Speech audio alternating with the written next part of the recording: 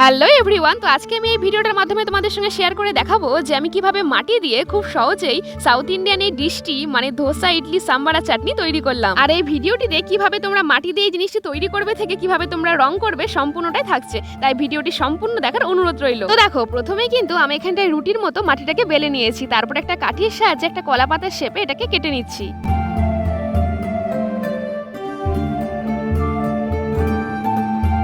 এবার আমি এটিকে জল দিয়ে খুব ভালো করে কিন্তু মসৃণ করে নেব।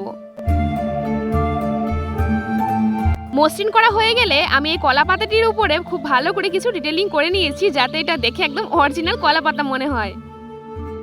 এবারে আমি মাটি দিয়ে এভাবে আঙ্গুলের সাহায্যে বানাচ্ছি একটা ছোট্ট বাটি, আর তার পাশাপাশি আমি দুটো ছোট্ট কিন্তু এখানটায় ইডলি বানিয়ে নিয়েছি, আর এই সাইডে আমি এখানটায় বানাচ্ছি একটা ধোসা।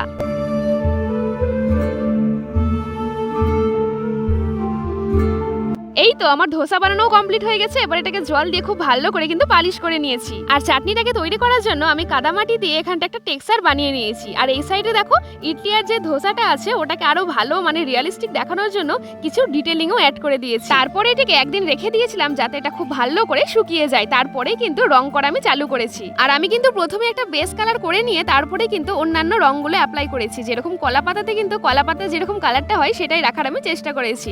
আর এই সাইডে দেখো, যে বাটিটা আমি তৈরি করেছিলাম ছোটুসা, ওটাকেও কিন্তু এখানটা আমি কালার করে নিয়েছি। তারপরে এক এক করে বাকি জিনিসগুলোও কিন্তু আমি আস্তে আস্তে রং করে নিয়েছি, যে এরকম ধোসা, তারপরে এই সাম্বার, তারপরে চাটনিটা। আর হ্যাঁ, প্রতিটা জিনিসই কিন্তু আমি এখানটায় আঠা দিয়ে সেট করেছি যাতে এটা খুলে না আসে। এই তো তোমাদের সাথে কথা বলতে বলতে আমার ধোসা, ইডলি, সাম্বার আর চাটনির যে সাউথ ইন্ডিয়ান যে আমি থিমটি তৈরি করেছিলাম সেটাও কিন্তু কমপ্লিট হয়ে গেছে। সো আজকের ভিডিওটা তোমাদের কেমন লাগলো আমাকে অবশ্যই অবশ্যই অবশ্যই কমেন্ট করে জানিও। আর যদি ভালো লেগে থাকে তাহলে অবশ্যই একটি লাইক করে আমার চ্যানেলটাকে সাবস্ক্রাইব করে দিও।